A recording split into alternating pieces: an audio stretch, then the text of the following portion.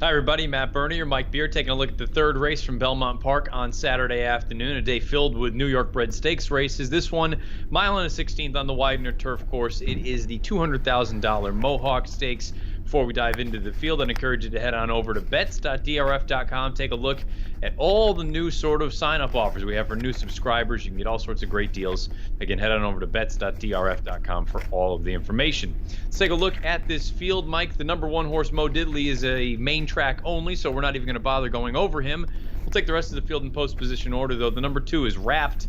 Wrapped is a horse that I don't know. I'm curious what your thoughts are. I feel like he's more a nibbler than anything else. He's a talented horse. He certainly fits as far as speed figures are concerned. I think he's best used underneath. Yeah, no, I agree with all that stuff. I mean, he's just one of those horses who's got, that running style that just really works against him. He will be last early, and then he has, a really good field of horses in front of him, and he has to basically pass all of them almost every time he runs. And it's just asking a lot of this horse. I'm with you. I think he's pretty talented, actually. I think there is a chance he gets a piece of this race. But it's just really hard to make a case from on top because he very rarely wins. The number three is Hobo, who came off of a long layoff most recently for David Dunk and got the job done in the non-winners of 3 lifetime with an 85 Beyer speed figure. If you look at him and just say, simply, once the blinkers went on for each of the past 4 starts, he's been a different animal. That's all well and good. You have to acknowledge that this is going to be the toughest test of his career, and to date, he hasn't run fast enough to run with these. But I suppose if you're looking for a fresh face as opposed to the runners from that Ashley Cole Stakes, perhaps this is the one. Yeah, he is probably the right new face if you want to go in that direction this race. He's actually pretty talented. He was a good 3-year-old turf horse. As you mentioned, the blinkers went on. He really picked up his game last summer. I don't know what happened to him. He missed a year of racing after that, and he came back in a 3-life claiming race last time, but he actually looked good winning that race. I don't think he'd be the strongest field in the world. It wasn't a terrible field, though, and he showed that he could still run at least. I think that's a good sign for him. Whether he's up for this kind of task is another question. The 9-year-old Carafa, he's still going strong. He won a race 2 starts back. That was up at Saratoga, going a mile and a 16th. Most recently, he was part of a pretty wide blanket, let's say, for the minor awards. Black Tide wired the field in the Cole. We'll talk about that more momentarily. Carafa, at least it's nice to know that he can still kick a little bit. I think for me at this point, it's just cool to see him out there. If you like him, let the price be your guide. Yeah, no, I agree with that. Actually, I liked his win, too, back in the West Point. He actually looked good winning that race. I liked the move that he made to get it done last time. It's a tough race to evaluate with Black Tide wire in the field, and as you say, the rest of that field was all bunched together at the end. It makes it really hard to decipher, who's going to do what when they come back and race against each other again on Saturday.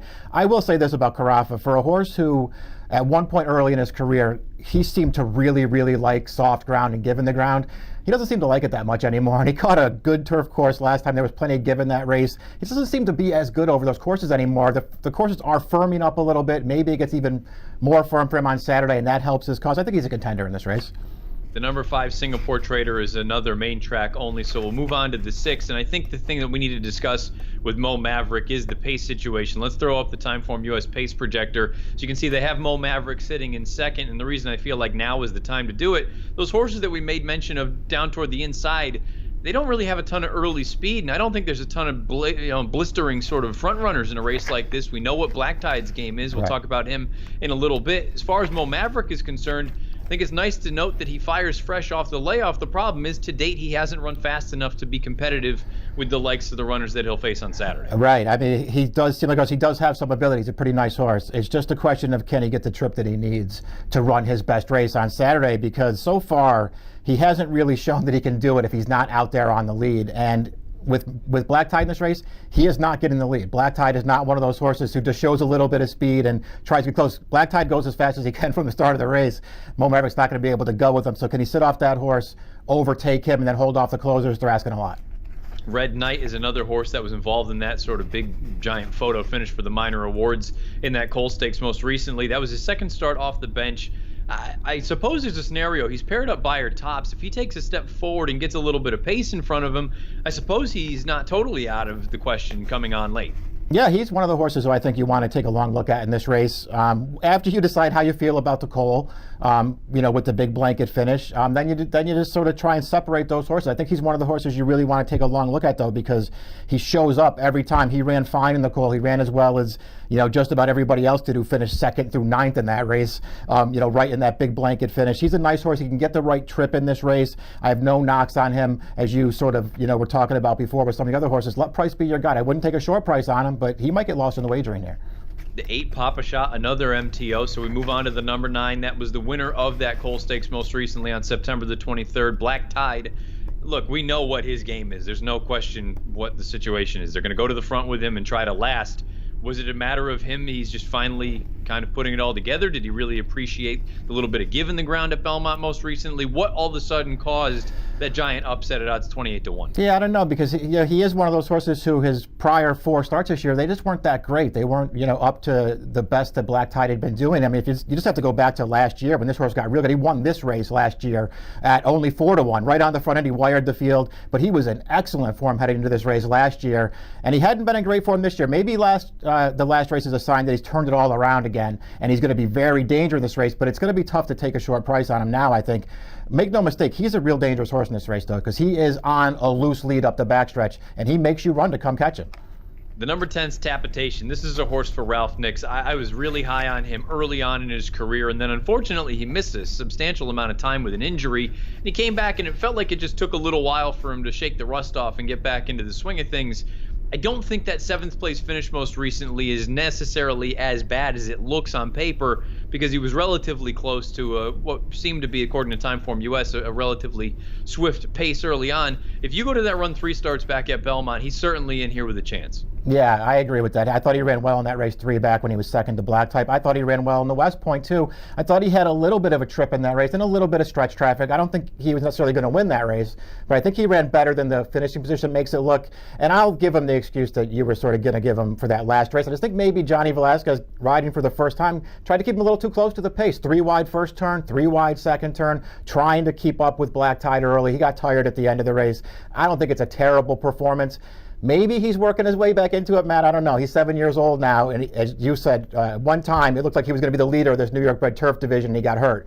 Maybe he's getting back to that form now. The outside runner is represented from Chad Brown anyway, the number 11 offering plan. Javier has the mount here. We know what this horse's game is. He's going to come from well out of it. He's going to usually show up each and every time. You're probably going to get somewhere in the low to mid 90s as far as the buyer speed figure is concerned. He's another one, though. If you don't think that the pace develops and you don't think it's going to be a contested one, perhaps he has too much to do. And there's a part of me that's starting to wonder. I know it's only been 3 of his most recent starts, and he's been there pretty darn close at the wire each time.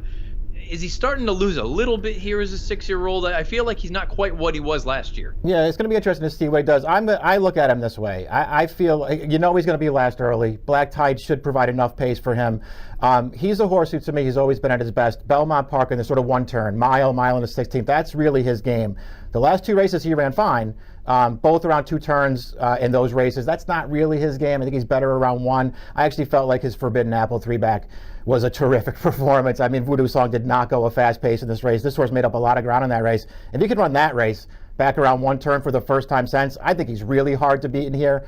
I just hate taking a really short price on him. I think he's going to be a really short price in this race. The 3rd race at Belmont on Saturday, it is the Mohawk. Let's take a look at our picks. Mike, you're going to go with the number 10 Tapitation. You should get a pretty good price on him. And again, if you feel like maybe, I don't want to say he's dirtied up on paper, but if you think he's run deceptively well in a couple of these most recent starts, why doesn't he have as good a chance as anyone else? Yeah, those are all the things that actually played into my decision here. I mean, I just feel like it's a kind of a wide open race, just like the Cole was last time when they all sort of hit the wire together. I'm hoping he gets the right trip this time. It's the 2nd time Johnny's gotten to ride him, so maybe things work out a little bit better for him, but I don't blame you for going the way you're going, Matt. Take somebody else totally away from that race. Then really that's kind of what it boiled down to. I thought it was a fine enough effort, especially coming off of such a long layoff for Hobo, but it really was more a matter of I just didn't love the Cole as a whole, and I understand Black Tide is very dangerous, and a number of those other horses, they've run faster than a horse like Hobo, but he's probably going to be a square price in here, 2nd off the bench. Perhaps he takes some sort of a mild step forward.